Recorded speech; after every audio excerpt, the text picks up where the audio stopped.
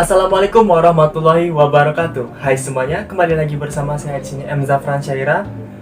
Di video sebelumnya kita telah membahas tentang 3 aspek penting karya sastra, mulai dari sejarah sastra, kritik sastra, hingga ke teori sastra. Nah, salah satu pembahasan di dalam teori sastra itu ada yang namanya teori struktural genetik. Jadi di video kali ini kita akan membahas tentang apa itu teori struktural genetik dan bagaimana penerapannya dalam karya sastra. Jadi langsung saja kita ke videonya.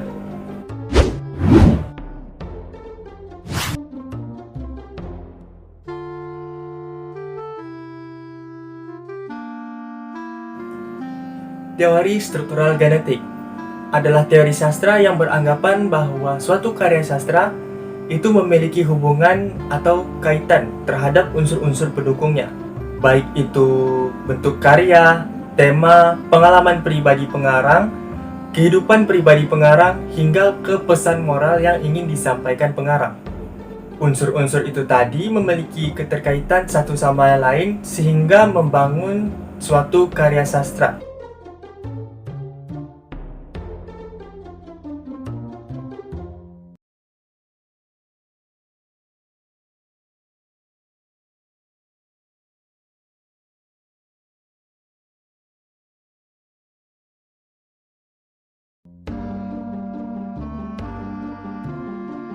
Nah, kalian pasti sering atau pernah mendengar lagu itu baik di radio, televisi, hingga kalian bisa mencarinya di platform YouTube. Nah, di pembahasan kali ini, mari kita bahas sama-sama tentang lagu itu. Mulai dari siapa penciptanya, apa alasan ia menciptakan lagu itu, dan dari mana ia mendapatkan ide untuk membuat lagu itu.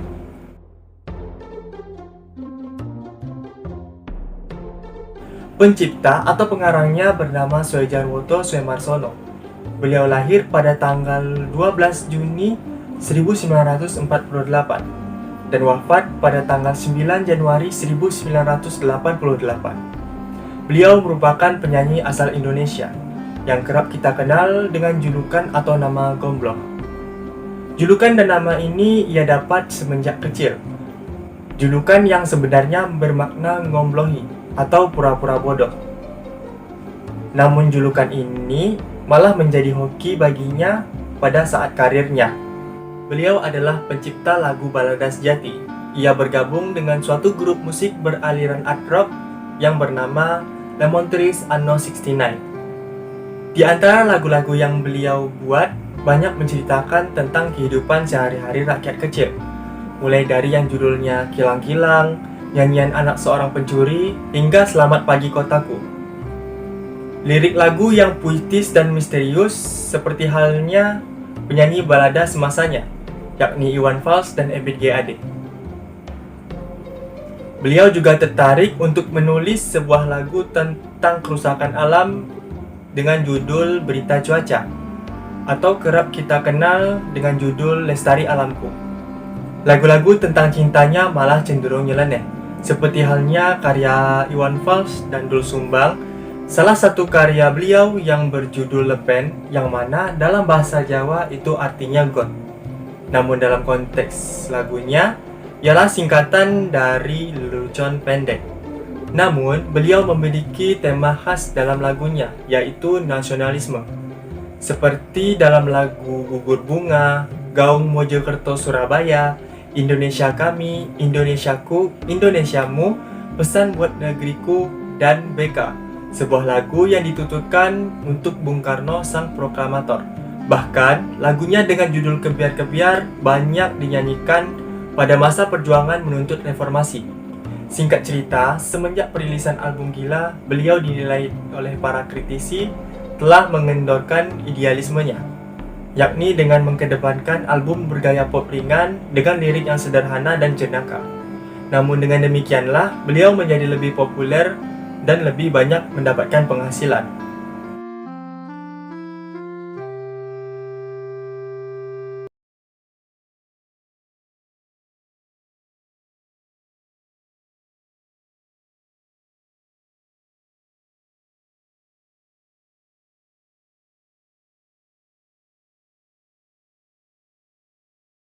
Nah, itulah penggalan lirik dari lagu karya milik Gombloh dengan judul Ku Gadaikan Cintaku, salah satu lagu karya Gombloh yang meledak di kalangan masyarakat.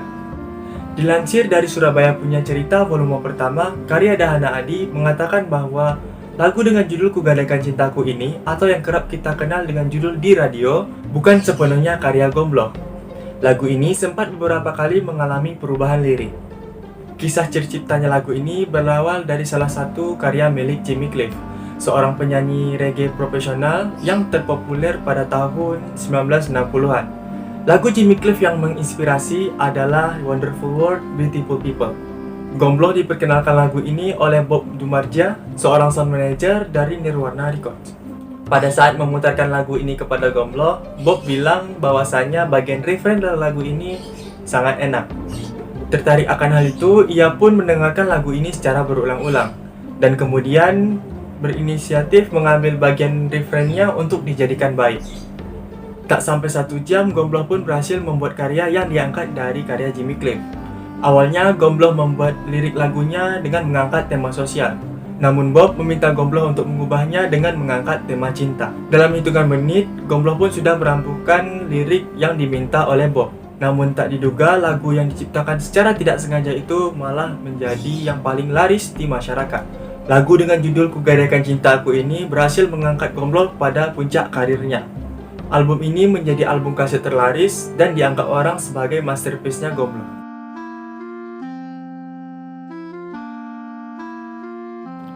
Nah, lirik lagu Ku Gadaikan Cintaku ini ternyata menceritakan kisah pribadi Gombloh pada saat remaja di masa lalu. Pada saat itu, beliau menyukai seorang perempuan. Ia pun akhirnya pergi mengunjungi rumah perempuan yang ditaksirnya itu. Namun, tak sesuai dengan yang diharapkan, gadis itu ternyata sedang asyik dengan kekasihnya. Gombloh mengaku, ia mengenal gadis itu dari acara pilihan pendengar di sebuah radio amatir. Perkenalan Gombloh dengan radio amatir ini berawal saat dirinya bergabung di geng Gegars Otak. Nah, geng Gegars Otak ini memiliki sebuah radio amatir. Radio amatir inilah yang mengantarkan Gombloh hingga mengenal perempuan yang dia jadikan sebagai inspirasi dalam lagunya ini. Alasan ini jugalah yang membuat Gombloh memilih kata radio sebagai pembuka lagu.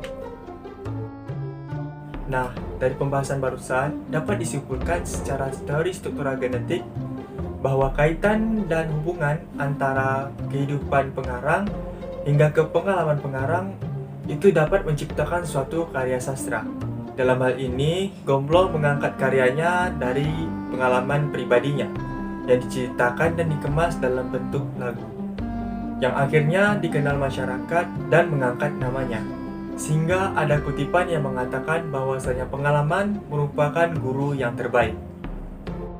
Demikianlah video pembahasan kita pada kali ini, lebih dan kurang mohon dimaafkan. Jikalau terdapat kesalahan, jangan lupa untuk didiskusikan bersama di kolom komentar.